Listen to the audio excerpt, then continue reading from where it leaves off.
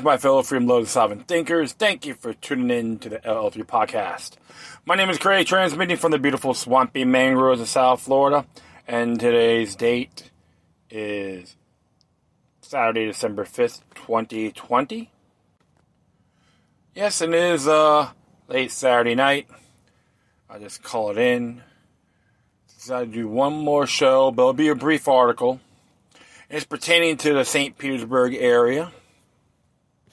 Let's take some. Read this article. And it's entitled, St. Petersburg Residents Rally Against Gun Violence. Declare enough is enough. Margot Snipe wrote this.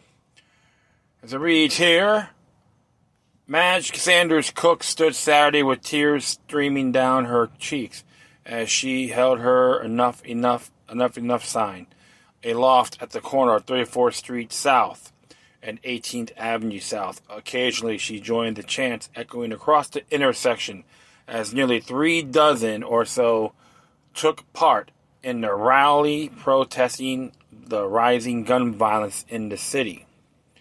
This week in particular, 63-year-old grandmother said she has been depressed by gun violence in the community.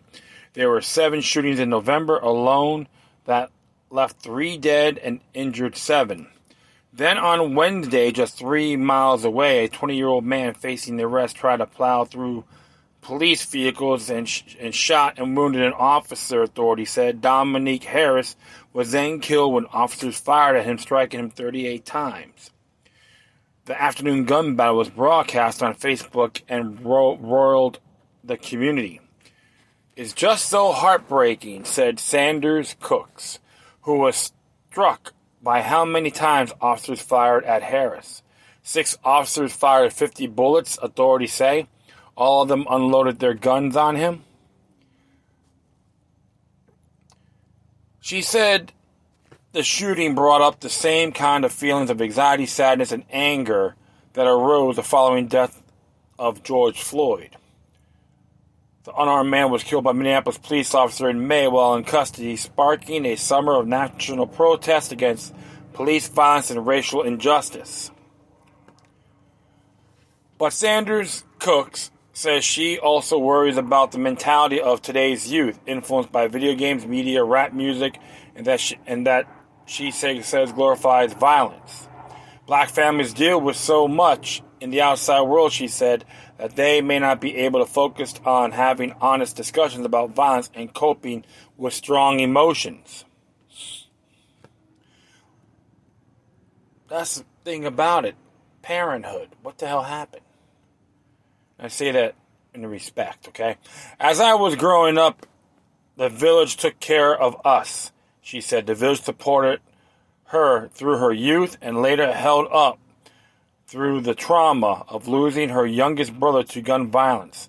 He was then 20, just a year younger than her. So the village took care of us. So she didn't leave the whole village. Okay, sounds like sometimes you hear that communist rhetoric as well. And,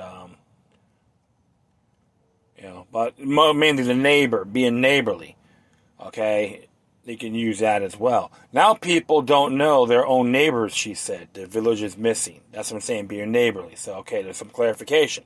Saturday, Enough's Enough sign-waving event is part of a broader movement to end gun violence organized by St. Petersburg City Council members Deborah Figgs Sanders and Lisa Wheeler-Bowman. The rally was scheduled before Wednesday's police shooting. Residents, elected officials, and pastors gathered at noon at the busy intersection to wave signs and raise awareness about the movement, pray, and call for action against gun violence. How about violent crime? Because you got to get the whole area as well, okay?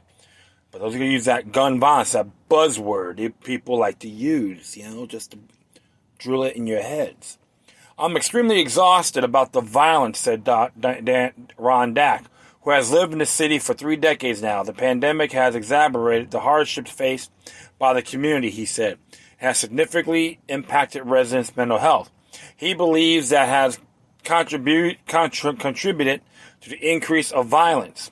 Mental health, Doc said. is the underlying thing in all of this. It's generational trauma, says K.K. Smith, 48, who stood waving signs. But we don't have to submit to that. We can step up to be the kings and queens that we are. Smith said she remembers moments growing up in Miami where she ran home from school escaping gun violence. Now, as a mother of 4, she's calling for an increase in visibility of black professionals to help St. Petersburg youth and shift their mindset. They need to see that they, too, can grow up, become community leaders, or even members of Congress. It starts up with building up black children from when they are little, she said. Those attending the rally called on elected officials to keep discussions of gun violence at the forefront of community conversation. Events like Saturday sign waving mark a step forward in getting the discussion going, said the Reverend Kenneth Irby, but he believes public policy must also be part of the solution. Some say there are too many guns on the street, Irby said. Then ask, okay, well, what are we doing about that? Any loss of life is a loss we will respond to, he said. We need to hold ourselves accountable. Around 1 p.m., after an hour of sign waving, the Reverend Louis St. Murphy Sr., Reverend Louis Murphy Sr. of Mount Zion Progressive Missionary Baptist Church closed the event with a prayer. We're praying for peace in our streets, he said. Not another black son, not another daughter. The Foundation for a Healthy St. Petersburg provides partial funding for Time stories on equity. It does not select story topics and is not involved in the reporting of or editing.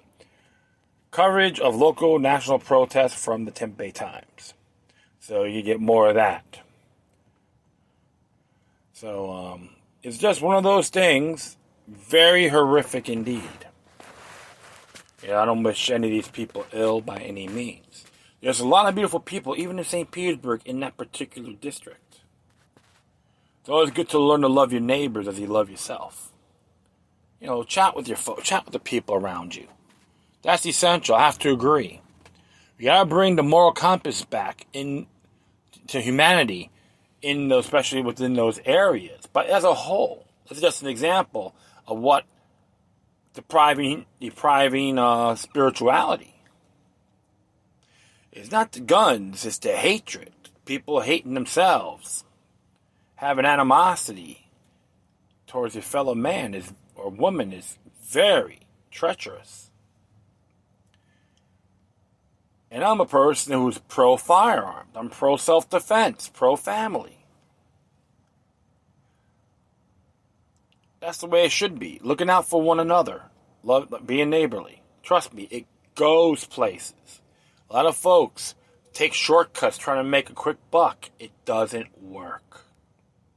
Or saying my turf is better than yours. We're all going to have differences.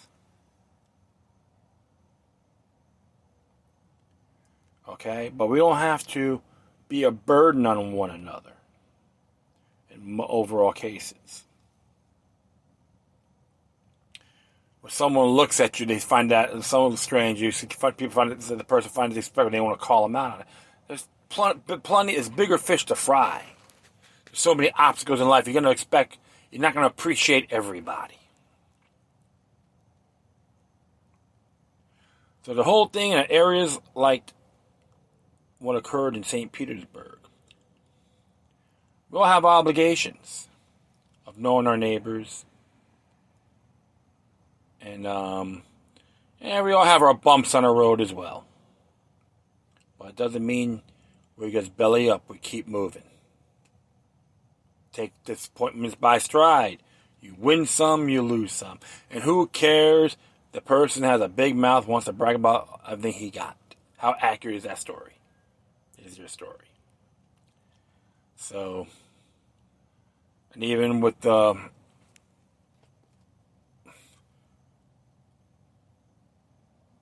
one gentleman, Dominique Harris,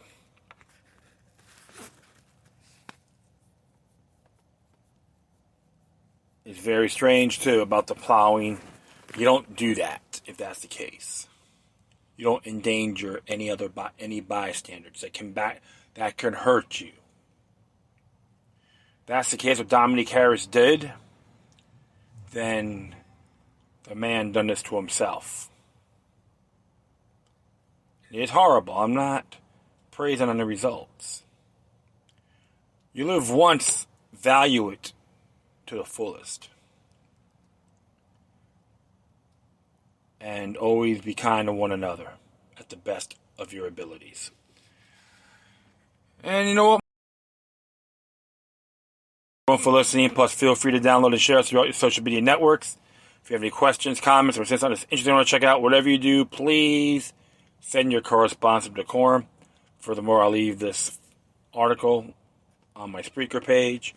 And if you want to email me, you can hit me at LokiLuck3@gmail.com or LokiLuckNumbers03@protonmail.com. If you want to throw a donation with me, you can hit me at paypal.me/LokiLuck3. Once again, thank you for your time. Please always remember that the demoniac resistance is healthy for the soul and can liberate humanity. Until next time, take care of yourselves. Keep on spreading the love. May your guardian spirits be with you.